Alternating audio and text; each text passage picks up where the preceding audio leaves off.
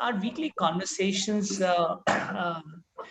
with the C-suite leader, they continue. So we do this every week, and there's been a exchange of knowledge over the last 1 year on this platform, and it's record breaking. I mean, and Hari has done some exceptional work in putting these conversations then on a on a white paper post every conversation, and that has benefited our entire member base of the CXOs to which this particular paper goes. And as Jimit was saying, my knowledge about technology and digital transformation is also being a paperless office, not beyond that. So Jimit, I'm going to be the best audience today to actually listen to the conversation of you all. But one thing which I've totally realized that it's become a necessary disruption today, undoubtedly. And we've seen organizations saying this, that it's a survival issue. And I was listening to this conversation between Hemant and you, and that what a necessity, and it's become a survival issue to have a right digital disruption. And I think this pandemic has just been a perfect catalyst to accelerate the growth of this transformation journey. And so while this transformation is happening, and AI and machine learning has been aggressively been applied to the automation, that is happening on one side, and on the other side, you also have the challenges on maintenance, and which Hemant was saying, on managing complexities, and resolving everyday issues, and running business at an optimal performance. I think that's another task which is right there. So the objective of today's conversation to actually have a free-flowing conversation, and get the views of all the thought leaders today on this particular subject. And I know you know each other, but let me do a very, very quick introduction. So we have Anand Lakshmi Varnar, we got Babita VP, and Jamit Datani, and Hemant Chadda. And Anand is the Chief Digital Officer and part of the executive leadership at Vedanta, and he heads the digital transformation for the group. And he's a digital transformation leader with several years of industry experience with global multinationals in various key business and technical roles. So welcome, Anand. Uh, Babita is the Chief Information Security Officer in CSB Bank, and she comes with a diverse information technology and security experience as she heads the IT security, and she drives the IT security strategy and implementation forward for CSB. Welcome, Babita. And Jamit Datani is the Chief Technology Officer at MIT World Peace University. 20,000 plus students, Jamit, if I'm not wrong, and one of the largest in the education space. So would be great to hear your views on this subject. And then you've got Hemant Chadda. Hemant is the Senior Vice President Technology at Velocis System. Over 3 decades of experience in delivering technology solutions with real deep understanding of critical business drivers in multiple markets and industries. And Hemant, you have moderated these sessions in the past, and I know you've done some exceptional job. So looking forward to having you moderate this conversation, and getting us the best views for everybody. So, Thank you, Deepak. Babita, welcome. Thank you so much.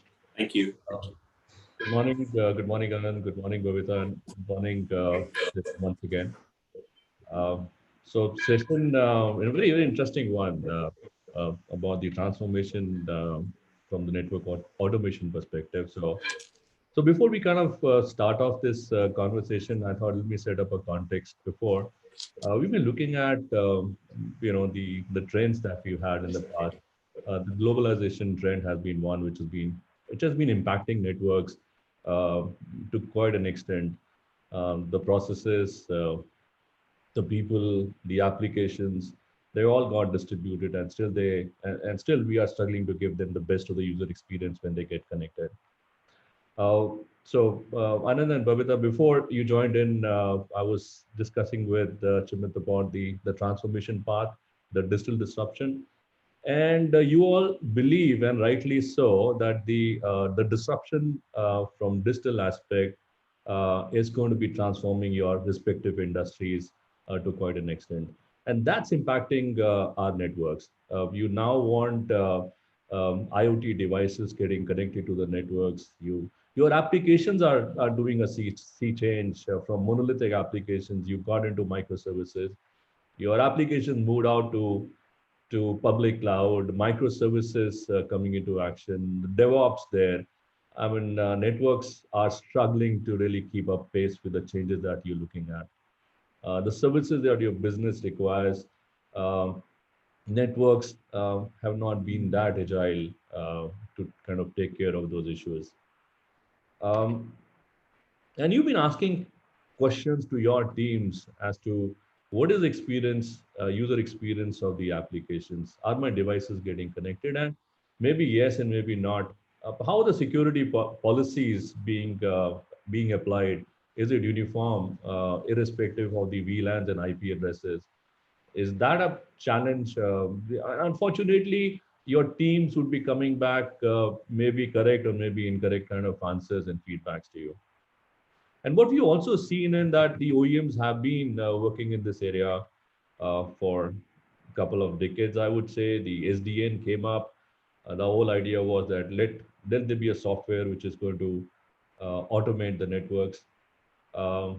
But somewhere down the line, it hasn't really kept up those kind of promises. So, Anand, over to you. Just wanted to understand your views on. Uh, Sorry, just one second.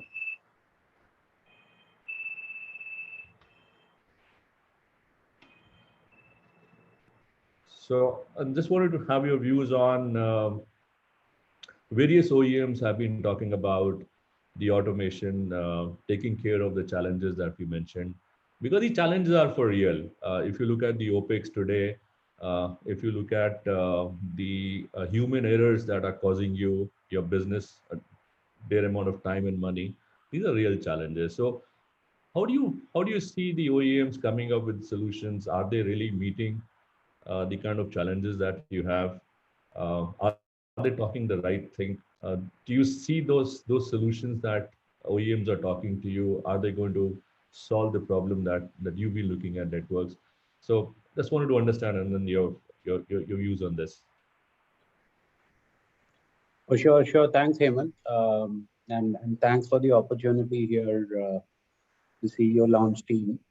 Let me sort of lay it out a little bit in terms of how we are approaching digital transformation as a whole. And Hemant, and then I'll pivot into some of the foundational IT capabilities that you're talking about. And when I sort of came into the call, I was hearing Jimit talk about how different organizations are dealing with digital and digital transformation, right? But many of you who may know or not know, so Vedanta has interest in the natural resources sector. So largely our interests are in the mining and metal space. And when I say metals, these are all types of metals, starting from zinc, silver, lead, copper, aluminum, iron ore.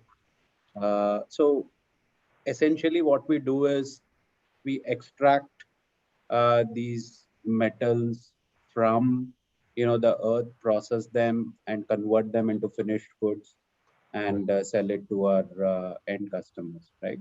And then on the other side, we also have an oil and gas business.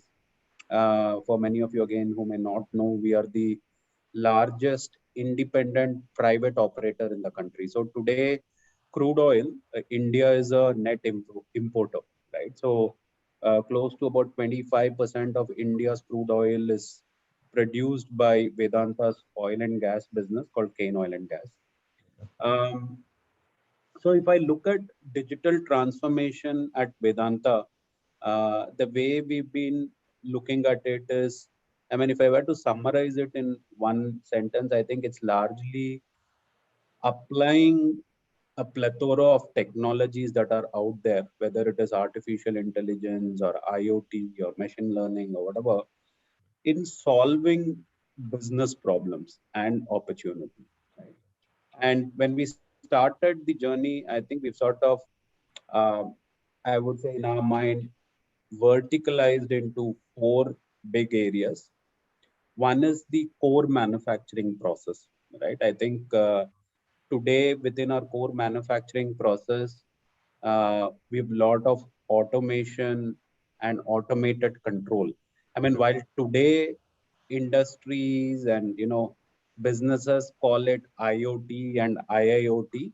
Right. If I look at the oil and gas business, if I look at the mining business, Right. we've had sensor data and automation based on sensor data for many decades now, right? So really, IoT, IIoT is not new to the industry at all, right? So lot of what is happening in manufacturing is, this whole concept of digital twins. Essentially, you're trying to get data from sensors, understand your processes better, and Right. you're trying to optimize your processes using, AI and ML, Right. because your machine is now able to learn from past process behavior and then help fine tune the process. In some sense, you're sort of taking the human out of the equation Right. for things where you don't require them, right? At the same time, you're then elevating them to do a lot more thinking based or core activities, so you're able to actually do more with less. So one particular vertical I would say is manufacturing.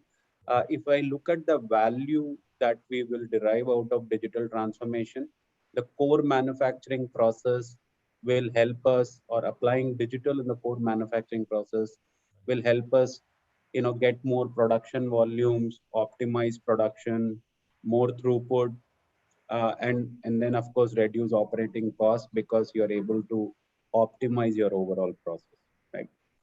The second vertical is largely commercial.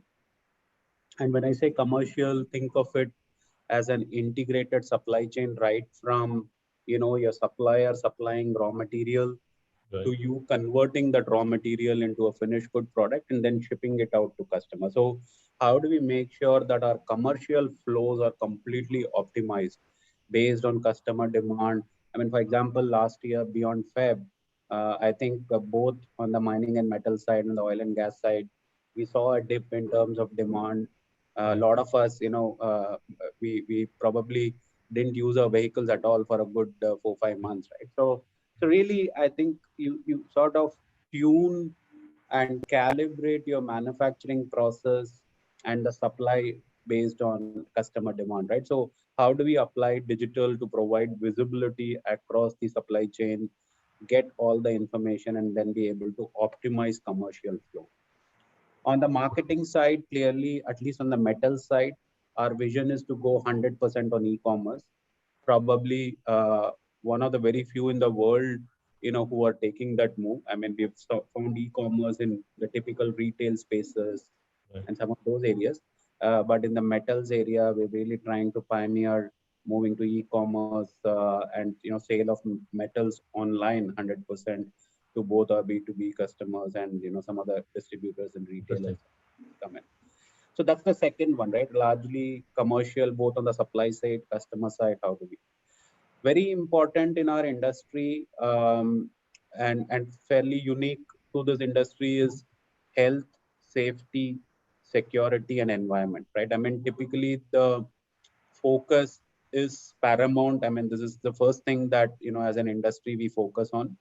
Uh, how do we ensure health and safety of our employees, whether they work in underground mines or they work in remote places in oil and gas fields? How do we ensure that we monitor and support Right. the health and safety of our employees? Reduce, lost time due to injuries or fatalities within our facilities. Right. Environment, clearly, I think as you all have noted, I mean, today every country is talking about creating a net zero future, right? Yeah. How do we ensure that the GHG emissions Right. are lower? Right. We sort of create a net zero future for our company and as well as for the country and for the world as a whole. So a lot of focus around deploying innovation and technology in the health, safety, environment area. That's the third vertical. Right. And then finally, of course, we have the enterprise processes. We talked about experiences, Hemant. experience for our own people, right? Employees. I mean, when you come, I mean, today our average age at Vedanta is about 29 or 30 years. Um, so the next generation who is coming into the workforce are all digital natives. They've always dealt with, iPads, and, they're all born with iPads and iPhones. So how do we create that experience for them? How do we make sure, they relate to things, right? And we don't deal with typical piles of paper and such, that was of the past. So largely the last vertical is about transforming our human resources function, our finance function, our legal function. We have a lot of activities in the community space, corporate social responsibility. How do we make sure we deploy technology there? Right. So really, if you look at our digital transformation efforts, Hemant, I think they, cut across these four major verticals: manufacturing, commercial, health, safety, and environment, and the enterprise functions like HR and finance. Now, obviously, as we deploy digital solutions across these four verticals, the base foundational IT needs to be proper. Obviously, you cannot deploy an IoT solution or a field mobile solution without the basic networks, basic IT being properly in place, right? So I think if I look at the foundational IT, there are three key changes that we're doing. One, movement to the public cloud, because I think it brings us the agility that is required in deploying some of these solutions. So largely moving to public cloud in the form of infrastructure as a service, but in some cases, platform as a service. And I would, if I look at solutions like Ariba or some of the other similar ones, we are also consuming software as a service where required, right? So I think foundational IT, that's one big change. On the network side, you talked about software defined networks. Yes, we're sort of starting to deploy SDN in some of our businesses. Having said that, I think we're still sort of watching that space to see how do we pick up something around SDN across our businesses. And third, very important for us is the wireless network in the plant, because any mobile or mobility solutions that we want to deploy in our facilities and plant, they are relevant only if you have uh, wireless networks at the plant level. And again, some very specific nuance from our perspective is the wireless networks. I mean, you cannot deploy any wireless network within the plant, because the electronics that we would use there would need to be certified for use in hazardous zones.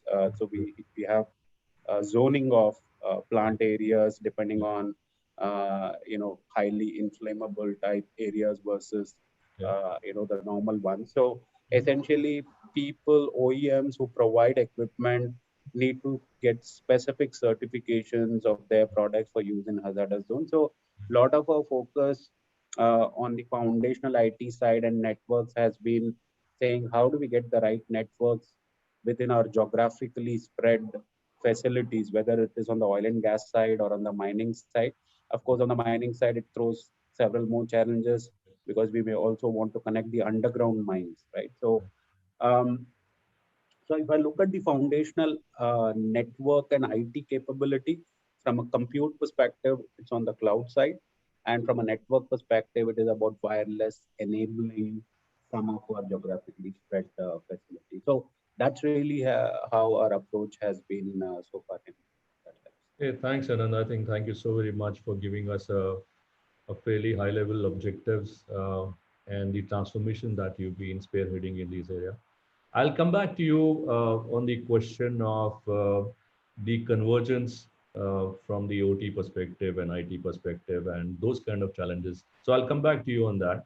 Good morning, Bhavita, again. So um, I just thought the security policies that are so very critical to you, and networks are fairly responsible for ensuring those policies get implemented, and therefore the networks have to be agile, they have to be software driven. So have you been looking at some of these areas, in banking and finance sector, how would the networks help you to kind of look at and meet your objectives? So over to you, Babita, on this. Yeah, thank you, Hemant, for the question, and good morning to all. The thing is, like in our banks, especially in banking sector in India, this regulators has come up with a very good cybersecurity framework in 2016. With that framework, all the banks have almost reached security aspects in this hybrid level of security aspect at different tiers. And because of that, I think the security aspects of banking sector in India is much ahead as when compared to the world. So thanks to the regulators for that, because without their help, I think we wouldn't have met the required security features. And coming back to the technology side, without this, I think during this unforeseen COVID situation, we wouldn't have given this like hassle-free service to customers. We have gone into the digitalization much early, at least 2 years back. We have almost have a full-fledged digital services in place with which common people were able to transact even during this time. The only problem here comes is the usage of technology. Technology has plus and minus. When we have extended the services as digital transformation to the common people, everyone started using mobiles for their transaction, especially during this COVID situation. And fraudsters are exploiting their illiteracy or lack of knowledge in them to hack into their accounts. So the biggest problem is people are using technology without knowing what and all features are available in that and how that can be misused by someone else. Right. So it is a part, like now we have to extend our hands not only in the digitization field, but we have to extend more into the awareness creation to the general public. So that now the problem is like earlier net banking or mobile banking kind of features is being used by around moderate to upper class people only.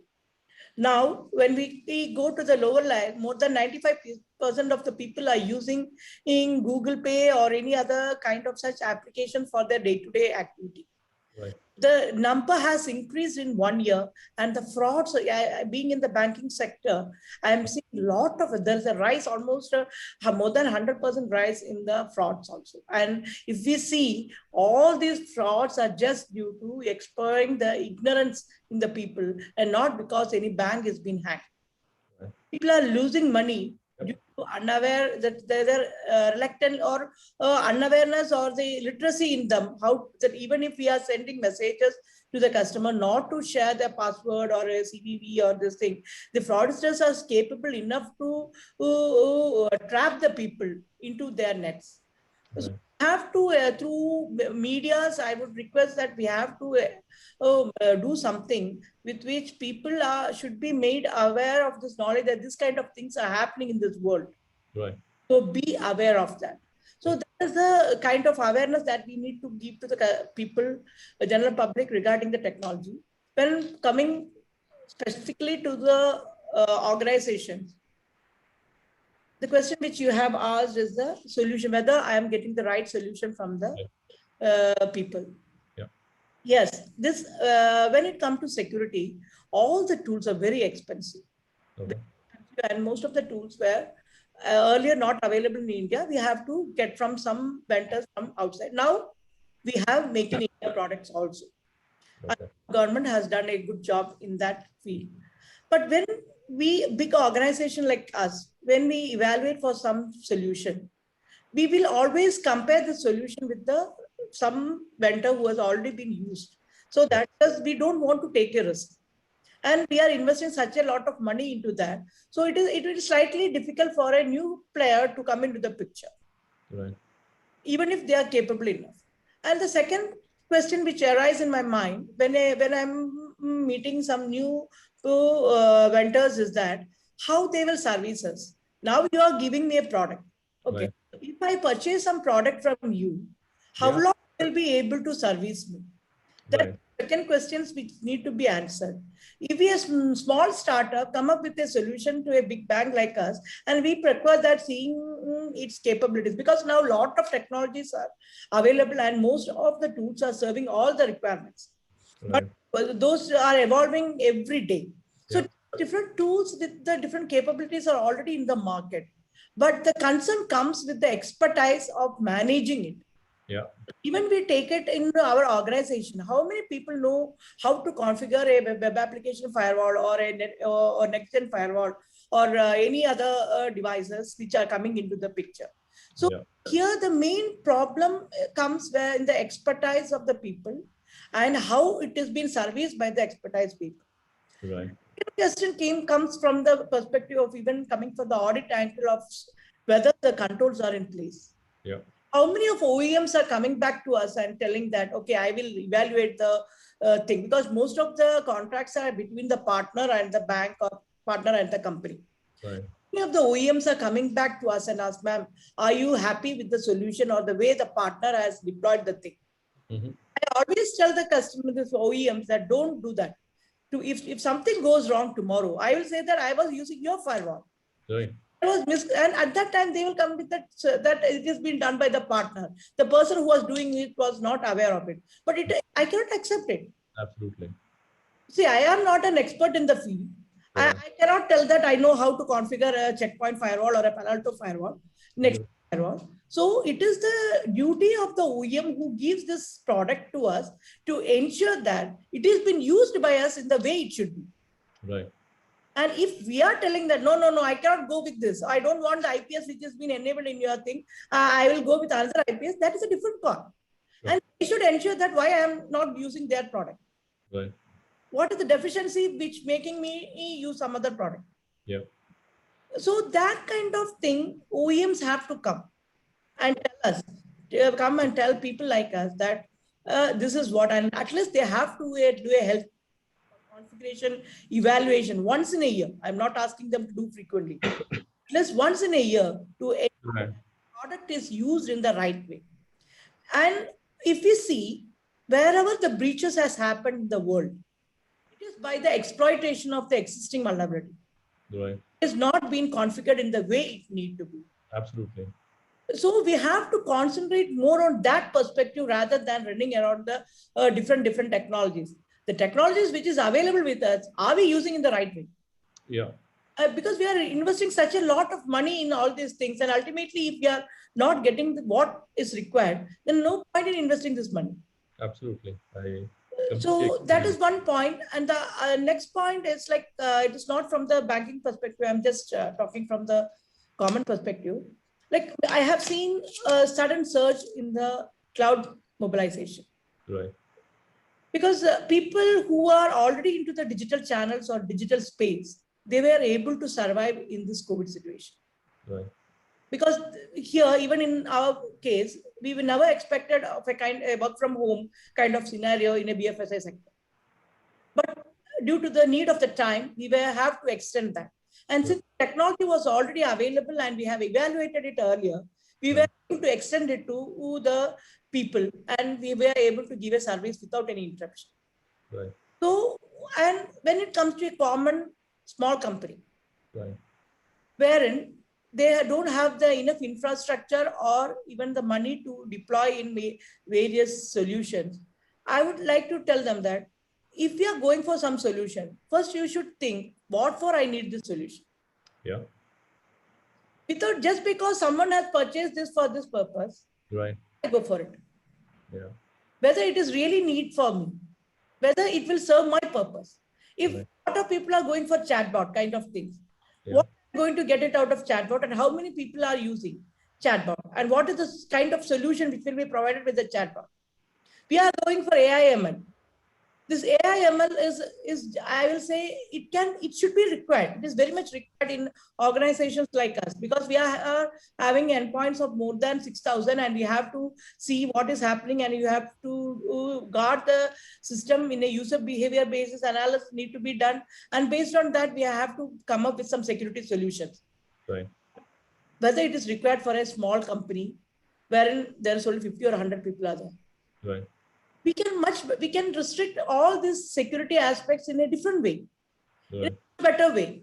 Yeah. So before going into absorbing any solution, first we have to see whether that solution is really required for us or not. Yeah. Yeah. And based on that only, we have to acquire that solution.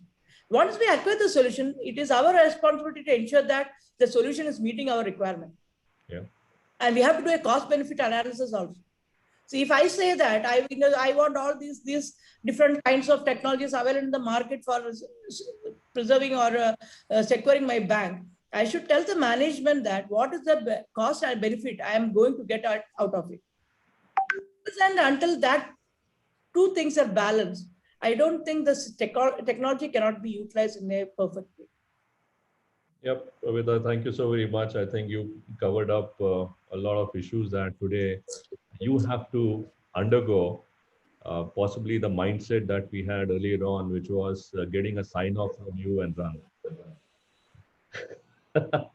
And that used to be, but I guess a lot of things have changed.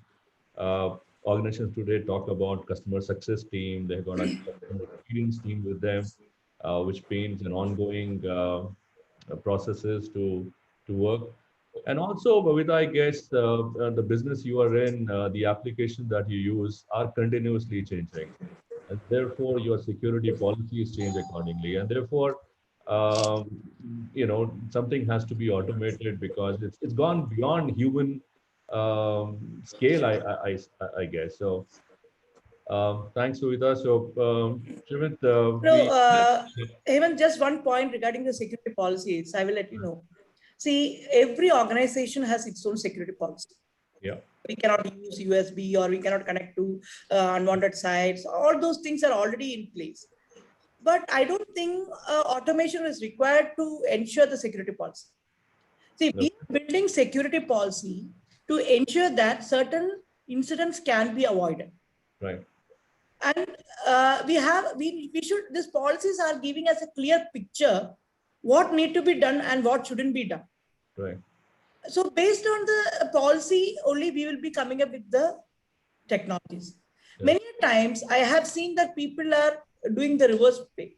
We will take the technology and after that we'll formulate a policy for that. Mm-hmm. It shouldn't be like that. Sure. Policy should be the high level thing. Right. And we have, based on the policy only, we have to stream up our technology. You're right. The technology is going to help implement the policies. Yes. Right? Yes. That's what you said. I'll come back to you with some thoughts on maybe technology is going to help you formulate the policies as well. So I'll come back with my thoughts in the second round with you.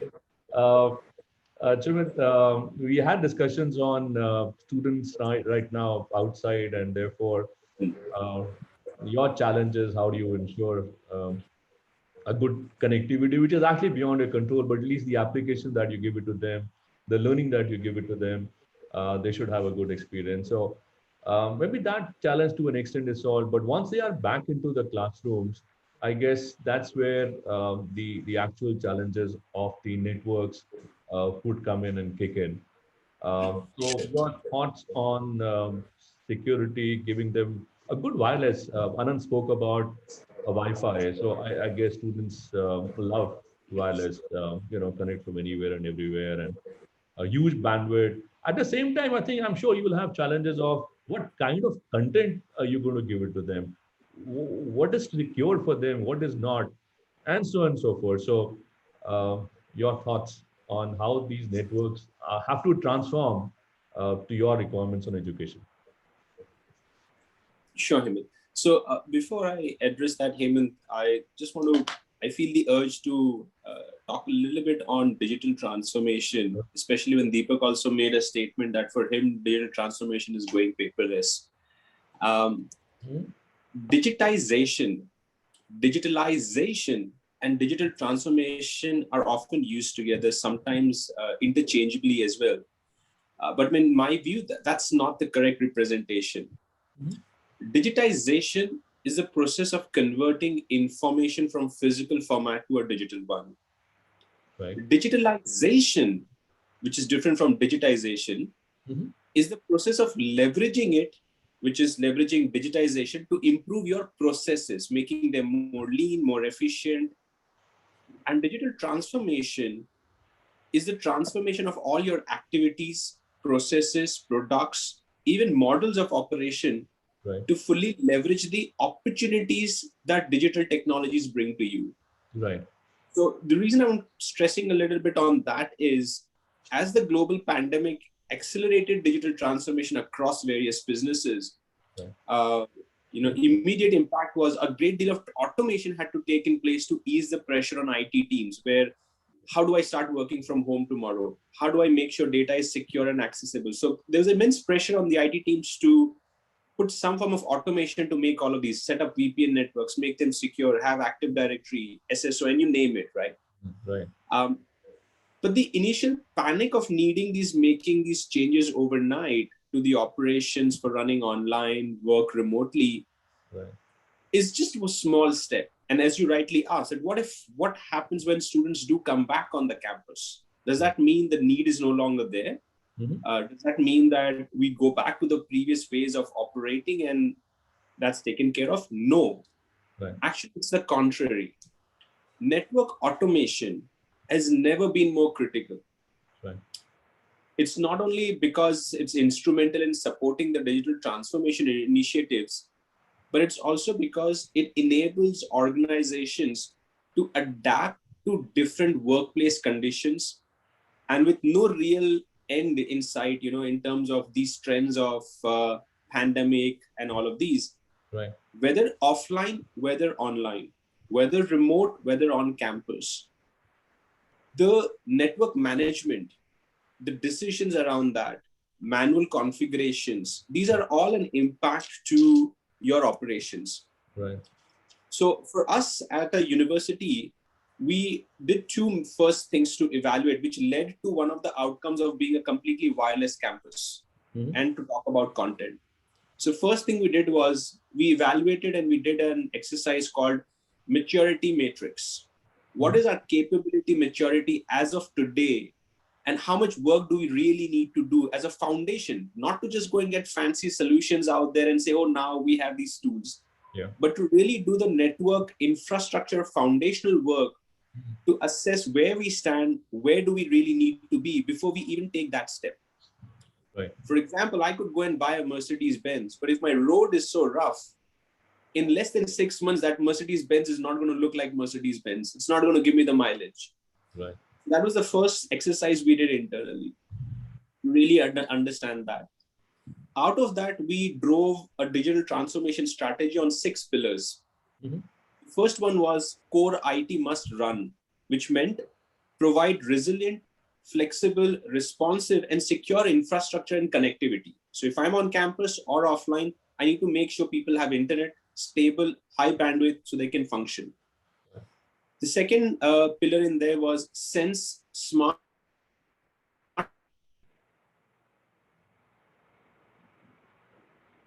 responsive, and aware. Talks about a little bit of AI, ML kind of things to create value interactions and connections. So I don't just suddenly take plethora of solutions and deploy. They have to be interconnected. They have to have a value chain to each other so that they benefit and we leverage that to meet our objective faster. The third pillar we talked about was connect partnerships. And that meant fostering sustainable partnerships and digital ecosystems.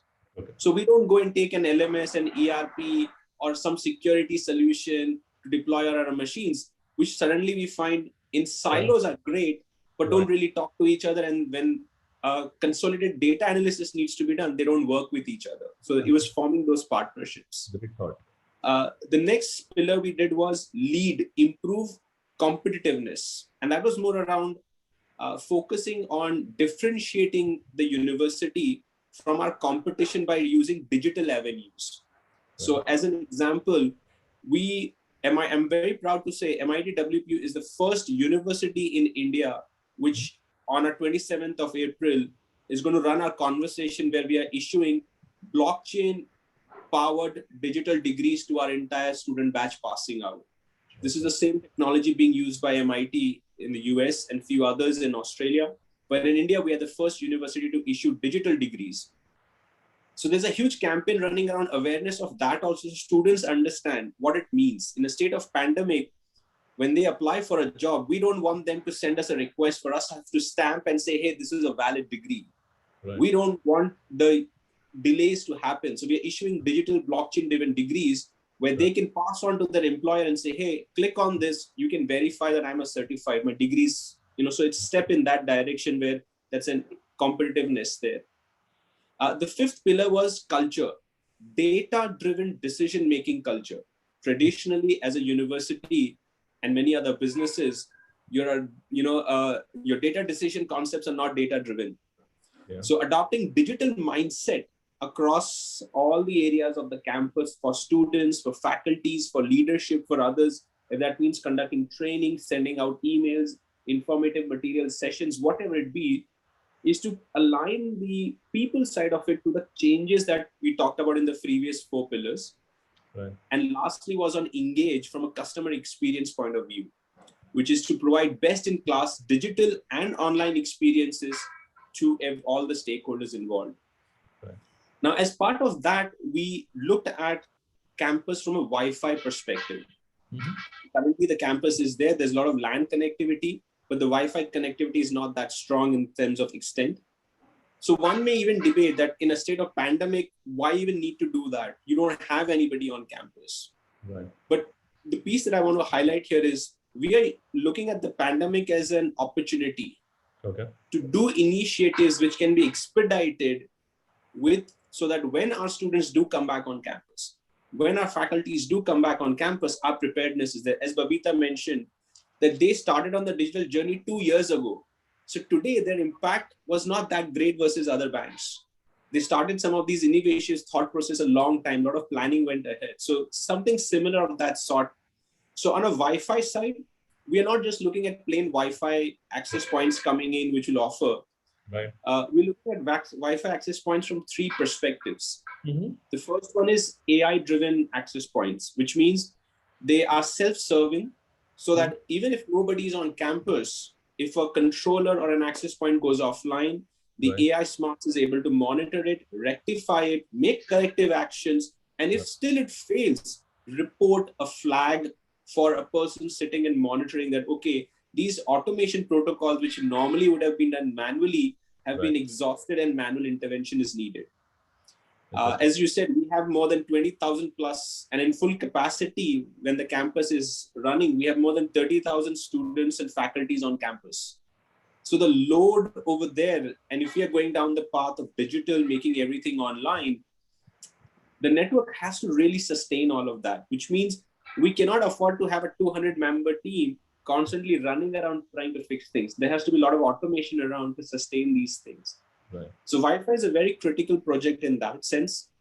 The second aspect that we are looking at Wi-Fi in conjunction a few other solutions is auto attendance. Okay. And that is from an optimization perspective. So if a student walks into my classroom and he's connected to my Wi-Fi network, right, I know the date and timestamp when he entered my classroom.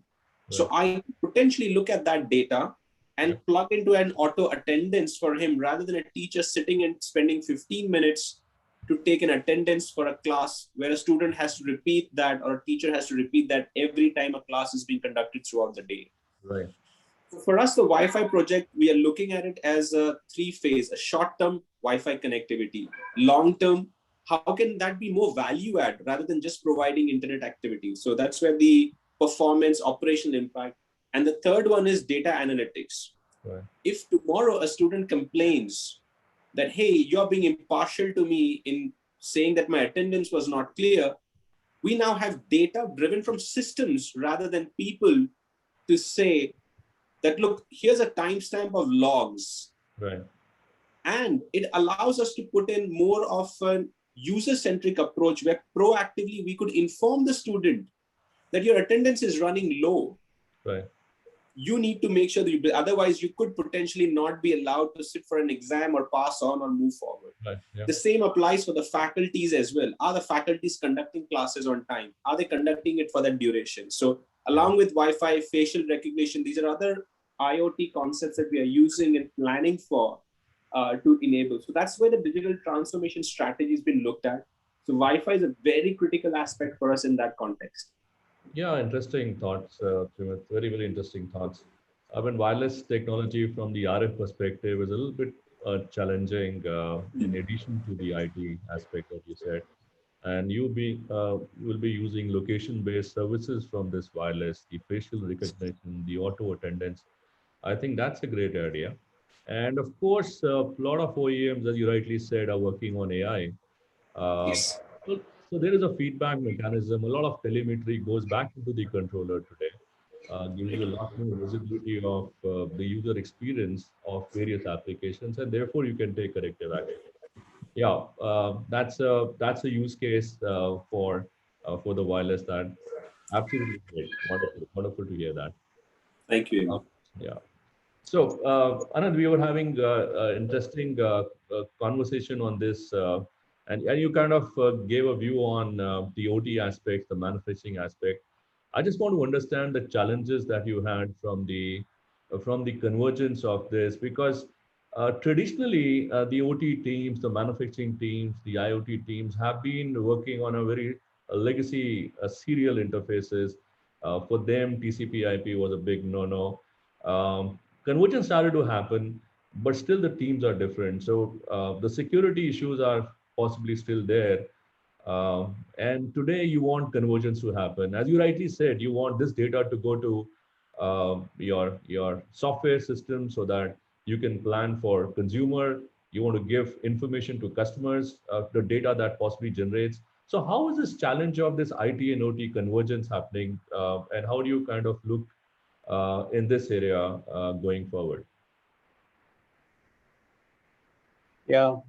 No, so I think in the past decade or so, Hemant, I think we are starting to see convergence, right? I think, and if I address it by functionality, the reason why we were sort of trying to first integrate OT into IT, again, sort of linking back to some of what Jimit said about data-driven decisions, data driving a data-driven culture, right? I mean, a smart plant or a smart factory or a smart manufacturing unit, if you like, is all about your ability to look at production information in real time, which is essentially in our OT systems. Right. And these are, I would say, low latency, high frequency data, right? About equipment. I mean, for example, let's say a particular asset is vibrating. I mean, you sort of get millisecond data every millisecond, and you want to be able to sort of take decisions, etc. Right? Similarly, flow, pressure, temperature, Right. you basically get time series data that you typically store in what is called a data historian. Yep. And the data historian then moves or acts as the bridge between OT and IT, and then moves this data back into the IT where you can, sit in the corporate network and look at things, right? If you ask me about convergence, I mean, in fact, in the oil and gas industry, one of the major challenges I would say in the OT space, purely in manufacturing and oil and gas, is some of what you said, right? I mean, they've sort of dealt with proprietary protocols, serial interfaces, a lot of legacy ways of communicating between the devices to the supervisory control layer and then moving the data onto the IT layer, right? So, in fact, I think the last 3 years or so, major integrated oil companies in the West, I mean, particularly ExxonMobil and some of them, they've sort of created a consortium. It's called an open process automation consortium, where essentially what they're saying is there is so much of technological advancements happening on the IT side and the digital side. Right. How do we bring some of those concepts onto the OT, technologies and area, right? What are those?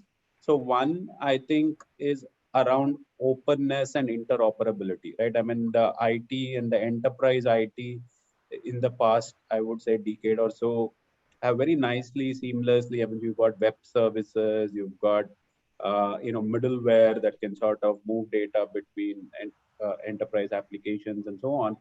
So they're saying, how do we make sure that the OT layer also becomes very interoperable and doesn't remain closed, right? I mean, typically, if you look at the uh, players in that space, they've traditionally made products that are very proprietary.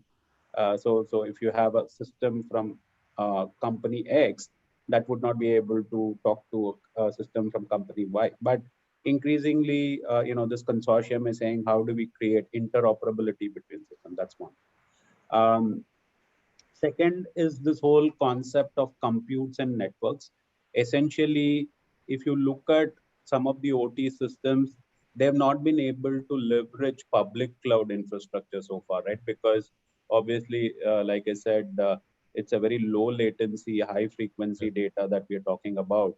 And so essentially, the consumer of the data and the data itself have to be very near to the data source. Essentially, the sensor data that are emerging, Sure. you can't have servers running on public cloud because you've got to have them in the control room and have the ability to get that data quickly. So really, I think we're sort of talking about software-defined virtual private cloud-like infrastructure, which again some of the OEMs have sort of come forward to build. I think that's a big change. I think that consortium is sort of bringing into the design. The third one is around security. Now, security typically between the IT and OT layers have been bolt on, right? I mean, you design the system, you deploy the solution, and then over a period when people start digitally transforming their enterprises, they now realize that they have to connect OT to IT, and then you sort of add a Right. firewall, you add a diode, you add different kinds of things, right? Now, what the consortium and this whole set of people coming together are saying is, why don't we make products in the OT space that are secure by design, right? So that you don't have to bolt on security once they are deployed on the field. Right. And then, of course, when we talk about data-driven decisions and using, artificial intelligence and data from the past, I think the biggest, I would say, change that we are seeing is typically when we talk about AI ML, you look at data-driven approaches. Right. But in our industry, we also need to combine that with, physics, right? Because a lot of our assets and equipment, follow laws of thermodynamics and basic physics. So how do we combine physics and data-driven approaches, whether it is coming to managing our reservoirs on the oil and gas side, Right. or managing and predicting failure of our assets and equipment on the mining or oil and gas side? So that's a big change. And again, some of those technologies and concepts are being built into products by design rather than trying to build that as an afterthought, right? So I think if you look at the efforts of this consortium, they will define standards in each of these areas. And typically players in the market, when they design products, they align their product to the standards that have been set. So essentially then, if we are a player in the market, our systems are then more interoperable, they are more secure by design, they already embed intelligent technologies like AI and ML. Right. And then of course they have the ability to use the power of cloud for compute networks, etc., right? So largely that's the sort of thing that we are seeing. Are we are these things here and now? I don't think so. I think many of these product vendors are embedding these things into their roadmap. As we see new releases of those products, we will see more and more of some of these standards getting embedded there. One other thing I think that is happening there and very interesting is that earlier when you talked about the OT space, you would only get a few names, right? I mean, like the Honeywells and the GEs and the Siemens of the world. But because of this definition and the standards and coming together and making it more open, increasingly you are seeing players who were not in that space, right? Because there is innovation coming in. It's a lot more open market now for players to come in and make it a level playing field. So really, I think from an operator perspective or a manufacturing company perspective, we've got then more avenues in terms of partners that we could work with, apart from the existing automation players who are also, of course, trying to drive some of these features into their product roadmap. So that's really how I see, in terms of Great convergence. thoughts, Ananda. And I think you rightly put in some of the key pointers out there on this convergence. You did mention about the diode, the security aspect. I think culturally, the IT teams and OT teams behave quite differently. And the moment you look for a convergence, I think we start to open up a lot of threat vector as well. Um, so those are the areas maybe I'm sure you're looking at that. You kind of pointed that out. Technologies today exist, and more so in the OT area as well. Um, so yeah, you're right about a lot of IT stuff coming into the OT. So right, segmentation, which was not there earlier on in the OT. I think a lot of segmentation technologies coming in the OT side as well, ensuring that even if you have a breach, stays there. Or maybe if there's a breach on the enterprise side, the breach stays there but doesn't really percolate down to the OT network. So yeah, thanks, Anand. Thank you for giving that input to us. So Bhavita, back to you, please. And we uh, discussed, and you kind of said about the OEMs and the partners' behavior to an extent responsible for deploying a technology, showing you a PowerPoint presentation, and all that stuff was good. Day zero, day one was good, but day two, day end, where you're not sure about it. That in day end, is it still kind of securing your applications, or maybe your requirements have changed, but then those securities are not in place anymore. You also spoke about the policy and the ML part. So I just wanted to bring forth one aspect of that. A lot of machine learning data, because you're getting a huge amount of data. You have so many customers, you have so many users of your applications of banking. And that data would give you some sort of indication as to what's happening. And that can help you formulate the policies as well, that okay, if I see a trend of this data towards this side, maybe it's never happened before, my baselining was such, but now my machine learning data says that something is not correct, something is abnormal, so therefore that's going to help me formulate a policy for that as well. So just your thoughts on how do you look at this aspect, or going forward? Yeah, when again coming to the policy and AI-based technology, what you have said, it's like these data are analyzed using AI algorithms. Right. Okay. Because when there are a lot of data and we have to learn from the history, like what for the last 2 years, what is the trend of products which has been settled, right. And based on that, only business calls are made. From the end, we might even come up from the IT perspective, we might come up with new products for which the application level and software level changes might be required.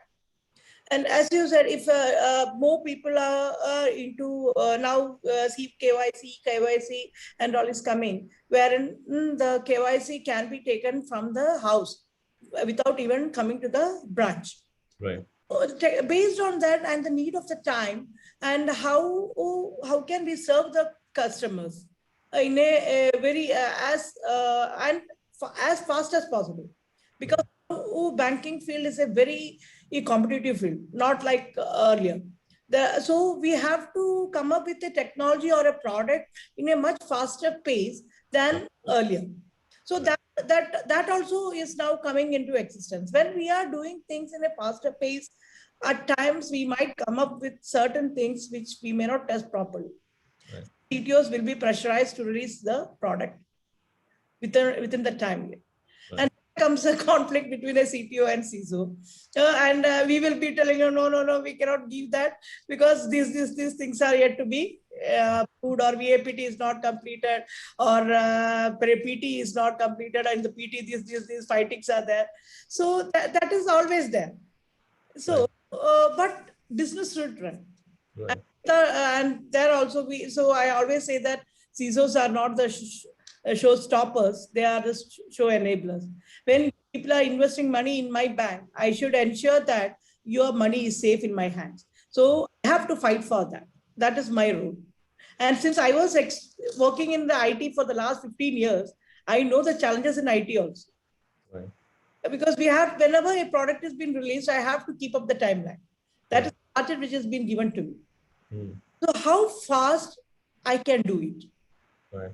In a budgetable way with the latest technology, and with that also with the power of escalation to the next level. Right. Because technology is evolving every day. Yeah. If I do something, I purchase something today, especially if it can take the case of mobile, which we all are using. Earlier, we were having only one Nokia mobile, wherein we can just have a call. Now, in our mobile, we can do whatever things we want. Right. It is almost like a TV. It's almost like a computer. Everything is possible with the mobile. So that is the way, simple, in a simple language, if I can say, it is the way the technology is evolving. Right. And people are getting adopted to these technologies, and these technologies can be used in a different way also.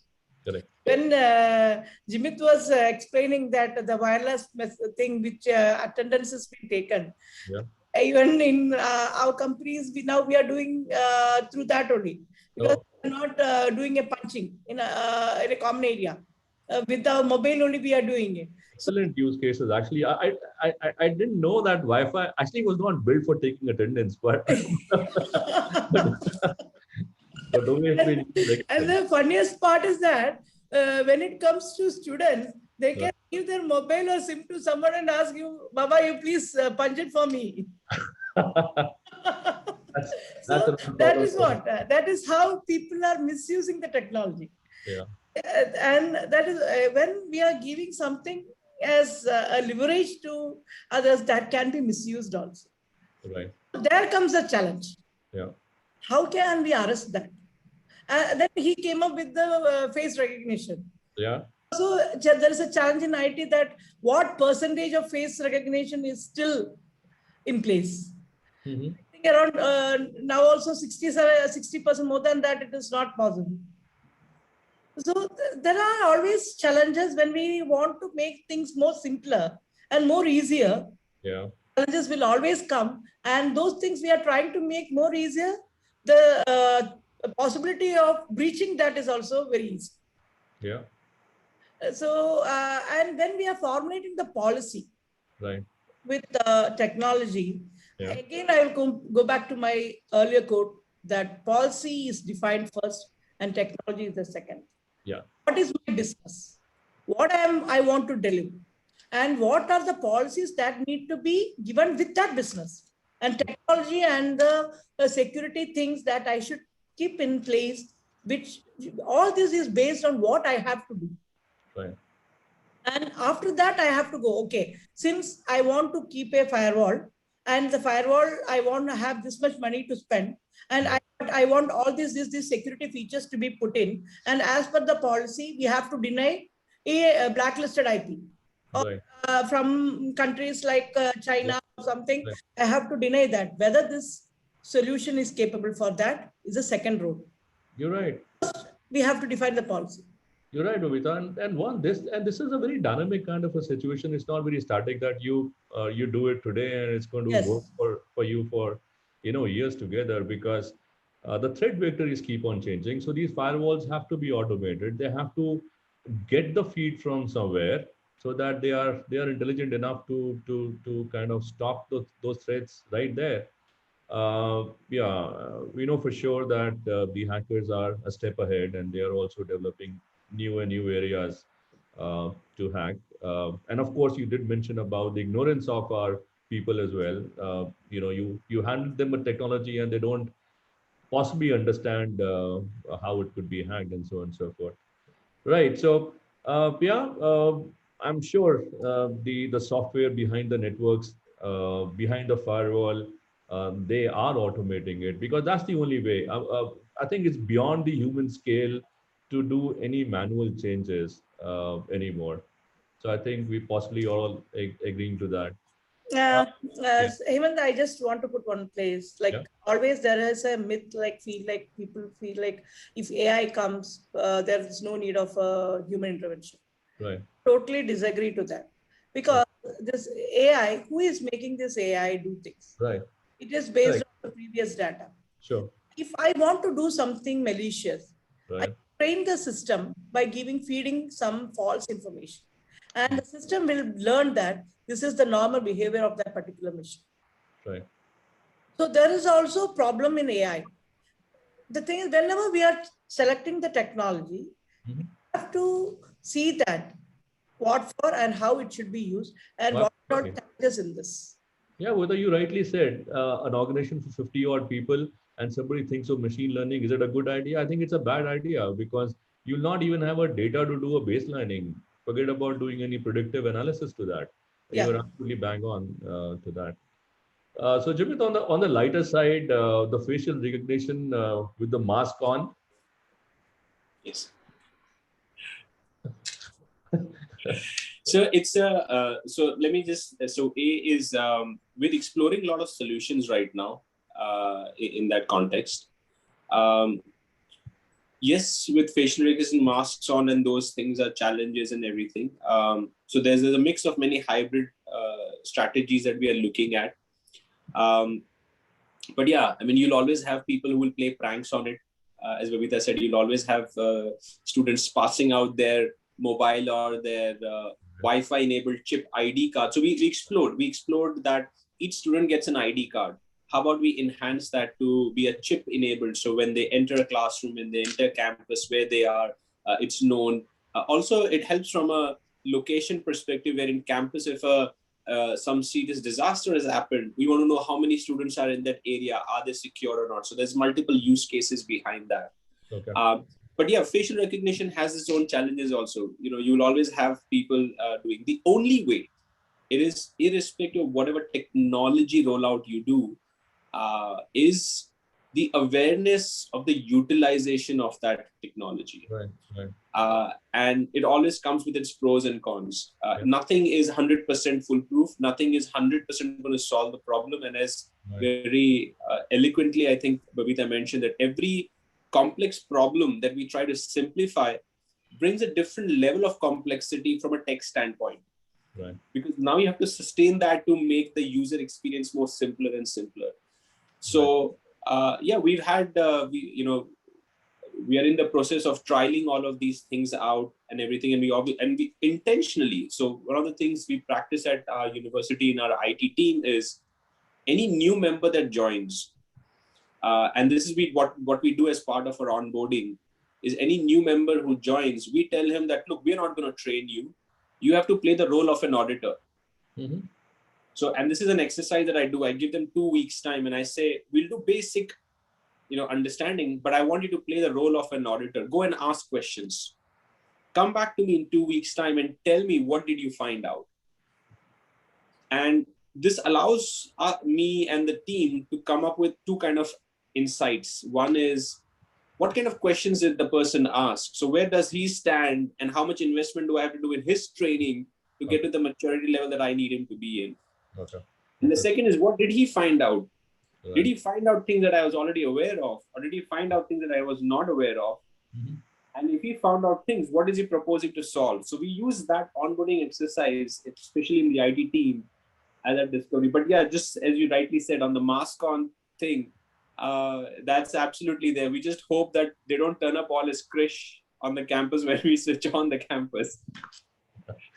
Yeah, the other problem or challenge that you may have to face, of course, in the networks is going to be the policies that you assign to students and faculty, and so on and so forth. So they may have a different rights. Students may have a different policy right. Absolutely. It can't be based on IP addresses or VLAN, which No. is gone for a toss now. I think networks have become far too complex. So therefore, um, AD, you said about Active Directory, right? So maybe that's going to help. So the solution, Hemant, is a mix of multiple factors, right? So one is students having their university IDs. Yeah. Students having an app where they can log in and say, hey, I'm on campus. So it's IP-based, geofencing based, Right. facial recognition, Wi-Fi driven. So it's a combination of many things to say, hey, these are complementing each other to give that. So are we on the money in terms of the solution? No, it's an experiment that keeps going. It's a transition that keeps happening. Right. But the reason I mentioned that example with the Wi-Fi is that every aspect of digital transformation activity that we are looking at the campus is not just on the face value what the solution looks for. Right. It is to say, how can we expand this so that we get better ROI on this investment that I'm making? Should I go for some others? And I'll give you an example. So Juniper has these access points, which are AI ML driven. Right. Cisco has different kind of technologies around these AI ML capabilities. Now, both proclaim in their brochures, we are AI ML driven, we can give you these smarts. Right. But it purely depends as an organization, what is my roadmap? What's your requirement? What's your requirement? Does it map actually to what OEMs are? Correct. So it's purely around those things. So a lot of, and that's what I meant by earlier when I said very exciting times to play around with a lot of things, but very dangerous times, because that's the window we have to get everything right. Because once the students are on board and on campus, the room is very little to re-experiment. Exactly. Yeah. Thank you, Jimin. Thank you so very much. Thanks, Anand. Thanks, Babita. Thanks, Jimin. So Thank you. Any thoughts? Anyone? Deepak, your thoughts? No, I think it was extremely engaging conversation. That's what I can say. And this could have actually gone on till the evening. Looked like that, the way it was getting engaged. So I was enjoying it, to be very honest. And I think from a very layman perspective, what Babita actually mentioned about the change culturally, what needs to be done is extremely important. I think that's I think the cultural change both internally and externally is a key differentiation of adaptation of this entire digital transformation, or whichever way you would like to put this. So I think that's another element which I'll probably like to explain now. But gentlemen, Babita, I think it was an outstanding conversation. Really enjoyed it, and thank you very, very much.